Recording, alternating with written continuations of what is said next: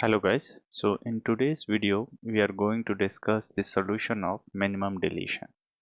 So let us go through the problem statement. So the problem statement says that we are given a string s and our task is to write a program to delete the minimum number of characters from the string so that the resultant string is a palindrome.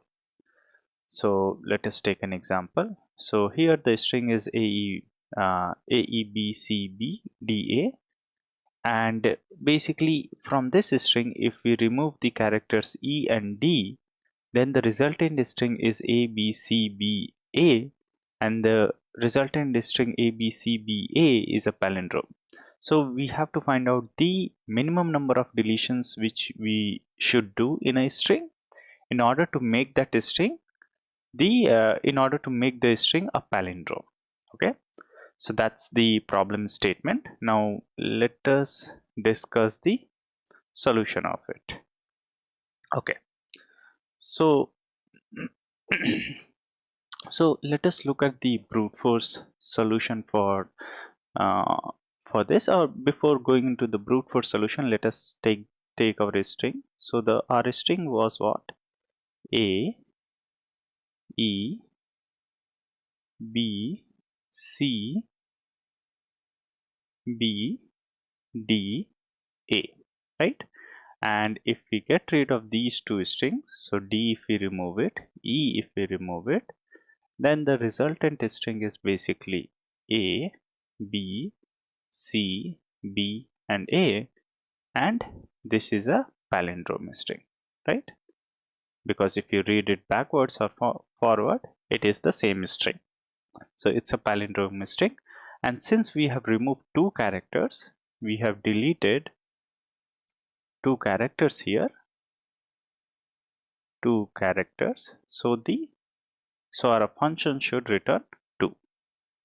So the function will return 2. So we have to find out the minimum number of deletions we have to do in order to make the string a palindrome string. So the brute force solution is basically what we will do is that we will generate all the substrings of the string s. So s is our string, and all possible substring we will generate. Okay, substring we will generate, and after generating all the substrings, we will check whether it's a palindrome. The substring is a palindrome,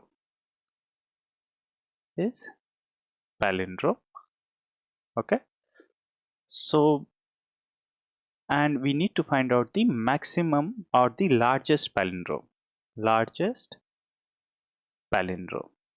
Once we find out the largest palindrome, our function basically returns length of string s minus length of palindrome.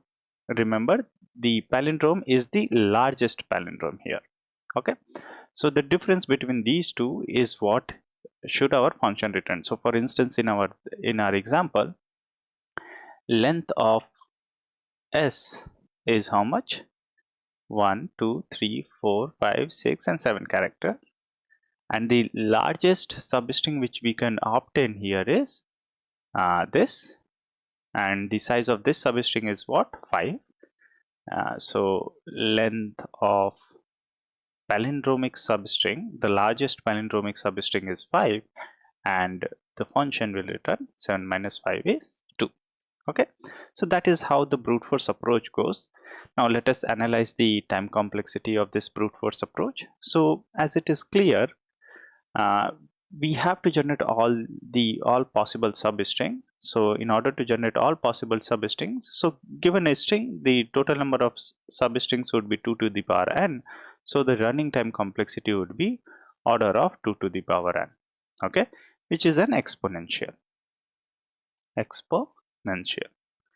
Now let us look at the optimized solution for it. So clearly this is an exponential, and there are algorithms which are available for it to be done in a better way. So let us look at the optimal approach. Okay, let me use this optimal, sorry about that, optimal solution.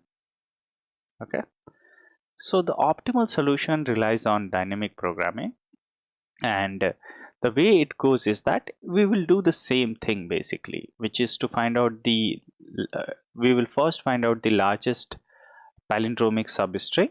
Once we find out the largest palindromic substring, we'll perform this operation in order to get the minimum number of deletions. So let us look at the optimal way of finding the largest common substring or the largest subsequence substring in this particular case. Okay, so the table, so let us look at our example. So our example was S contains A, E, B, C, B, D and A.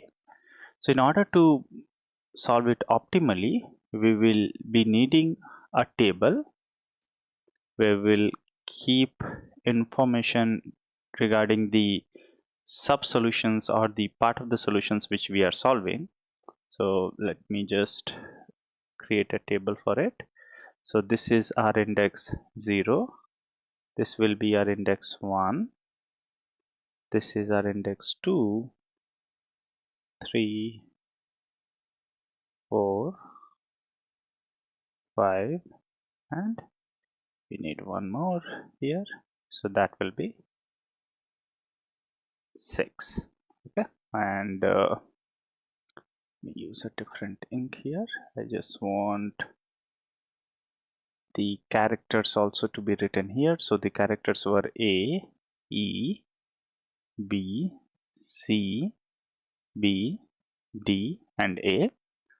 And similarly let us have, okay, let's use this 0, then 1, then 2, 3, 4, 5 and 6, and let us use the same here. So these are basically, let me just have it like this, and these are basically A, E, B, C, B, D and A. Okay, so the idea is basically, so clearly it's a two-dimensional matrix we will be using. So we will be needing two loop counters, which would be, let us say they are represented by I and j, and I comma j simply means substring si to sj. Okay, so when we write I comma j, it essentially means si to sj, and we will perform some operation on si to sj, and that operation value is something which will be written in the table. Now let us look at that operation. So for instance, if I say I equals to 1 and j is equals to 2, so si comma j is 1 and 2, which is basically, so 1 is what? 1 is E and 2 is B. So this is basically E and B. Okay. Similarly, S0 comma 0 is just A, and similarly S0 comma 2 is basically A, E, B. So that is what the notation means here. Okay, so having understood this, so the first thing we will see is so basically what we want to obtain from here is that Si to j is a palindrome or not. Okay, we want to see whether it is a palindrome, and if it is not a palindrome, there are certain other things which we will see, which I'll explain further, but we will see it, I'll explain it further, and then accordingly we will keep populating this table. So first let us look at Si comma I, right? The condition where I and j are equal. So if I and j are equal, so which is this particular case, let me use a different ink for this, which is this particular case, which is just a single character. So the length of Si comma I will be 1, right? The length will be 1 in this particular case. S of I comma I, it will be 1 because it just contain 1 characters, and any string of length 1 is a palindrome, right? So in such cases, so we will be filling this table diagonally. So S0 comma 0 will be 1 because the maximum length substring, the maximum length polynomial substring, which is what this table contain, is 1 in this particular case. Similarly, S1 comma 1 is also 1, S2 comma 2 is 1, S3 comma 3 is 1, S4 comma 4 is 1, S5 comma 5 is 1, and S6 comma 6 is 1. Okay, now let us look at, and we will keep populating this table diagonally. Okay, now let us look at what will be the value of S0 comma 1. Okay, so now let us look at S0 comma 1. Now we want to find out the value at S0 comma 1. Now the value could be basically S0 could be equals to S1, okay, or it could not be equals to S0 comma 1. Okay, now in case, let me write it down in terms of I comma j. If in case Si is equals to Sj, then the length of the string, and let us say that this table, right, this table, let us call this table as dp, the name of the table. So now if Si and Sj are equal, then the dp table I comma j is basically, since Si and Sj are equal, so 2 characters from there plus dp of I plus 1 comma j minus 1. Okay, let me explain this. What do I mean here is basically, so let's take another page for this. So let me just have it like this. So basically here our S was something like this. Okay, so it contains some string, and I is at this position and j is at this position. Okay, now we know that these two are equal, right? Okay, let me use a different thing for this. So we know that these two are equal in our case, right? These two are equal.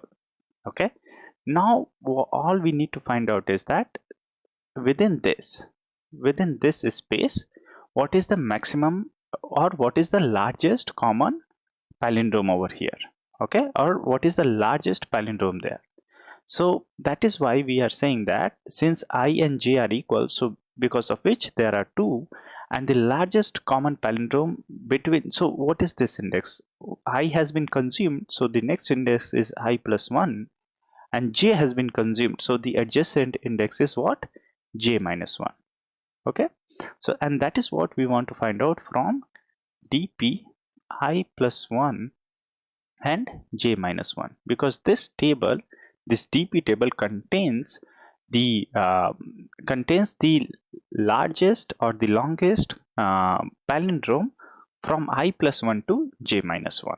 Okay, remember we are at j, so we have already solved j minus 1 1th problem, so that is why this value will always be present in our table. Okay, so I hope this particular case where Si is equals to Sj is clear. Okay, and that is how we are going to populate our table. Okay, now it is also so here let us see in our table. So a, and so remember we are looking for S0 comma 1, so 0 is what A and 1 is what E. So now A is not equals to E, right? So if A is not equals to E, then what we are going to find out, or what we are going to look at is basically is if they are not equals, if so this is my case 2 where Si is not equals to Sj. So in this particular case, what we are going to do is that, so let me just draw it. Si is basically this. So again, this is some index I and this is some index j, and we know that Si and Sj are so Si and Sj are not equal here. Okay, so since Si and Sj are not equal, so it might be possible that Si to j minus 1 is a palindrome, right? Palindrome,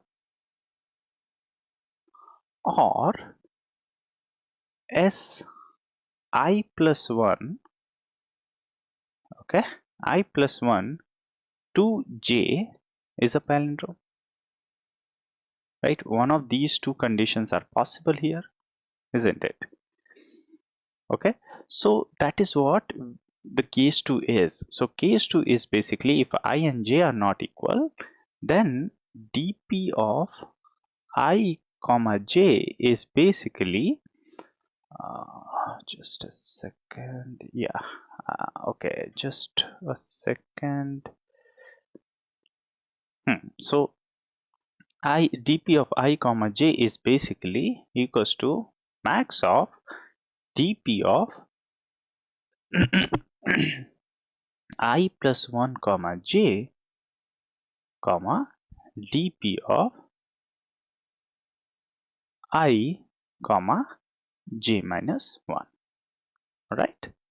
So this is how these two cases will be solved. This is how these two cases will be evaluated, and this is how we are going to populate our table. So now let us try to populate on that logic. So now clearly I and j are not equal here, so A and E are not equal here. So we will look at so basically here in this particular case we will look at, let me write it down here. So we are looking at 0 comma 1, since 0 and 1 are not equal, so we will say 1 to 1 or 0 to 0, right? These are the two cases, and we need to find out the maximum between two. So here remember I plus 1 to j, this is I plus 1 to j, and this is I to j minus 1. So in both the cases the maximum value is 1, so that is why the value over here is 1. Similarly, E and B are not equal. Remember 1 to 1 comma 2 is what we are evaluating here, and the values are not equal, so that is why 1. And similarly, if you go around, you could see that the values are not equal, and hence the values in this particular fields would be 1. Okay, now let us look at the other combination, which is basically, okay, let me delete few portions so that we have a space. I have a space to write it down here.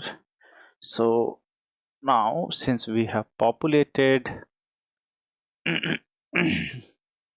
everything there, now let us look at S, or let me populate the values of dp 0 comma 2.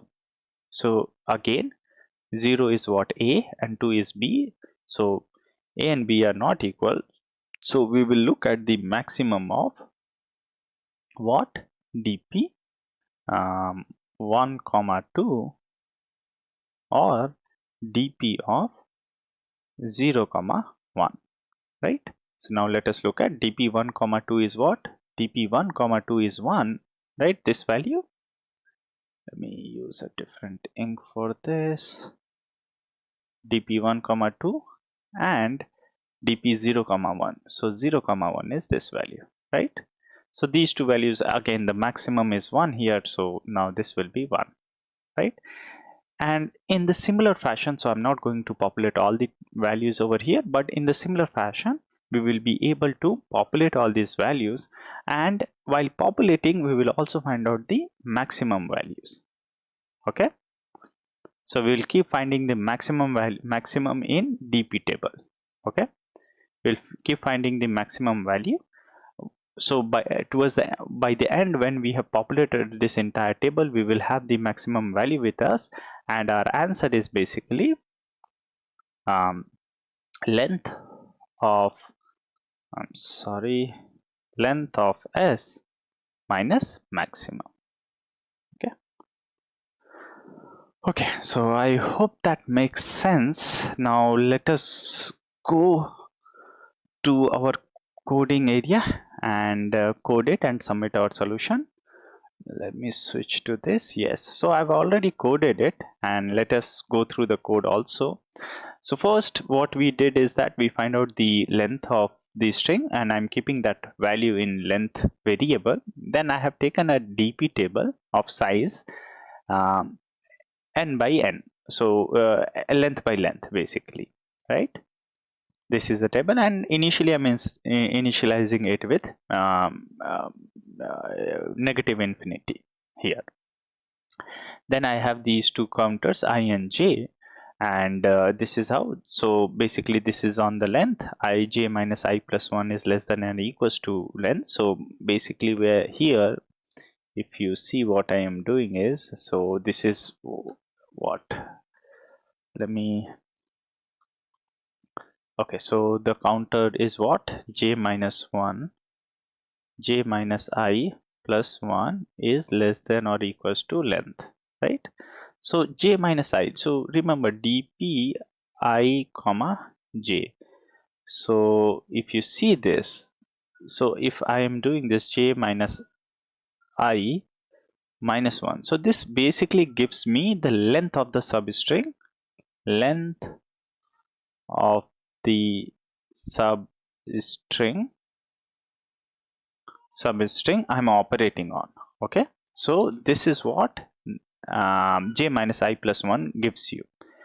So j minus I plus 1, and obviously the max I can go, the max length substring I can get is of the size of the string itself. So that is why it is less than or equals to length. Then I have my I equals to I and j equals to j. This is basically to iterate the matrix or iterate our DP table in the diagonal fashion. So let us see, and obviously these should not exceed the value of length.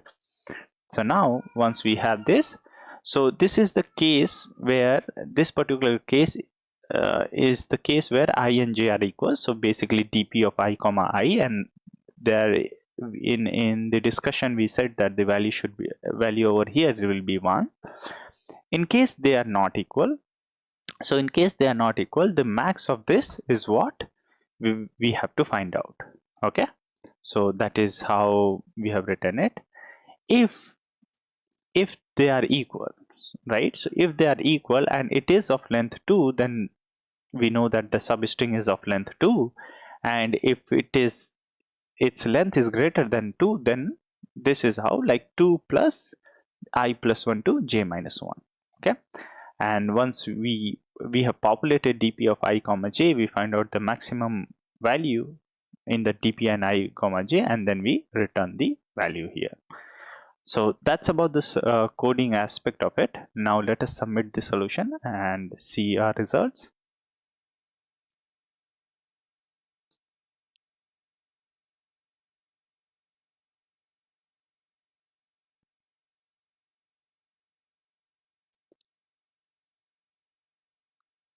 Okay, so our solution got accepted. It passed. So that's about this video, folks. If you have any questions or any doubts, please feel free to put that in a comment. I'll try to address them. Thank you.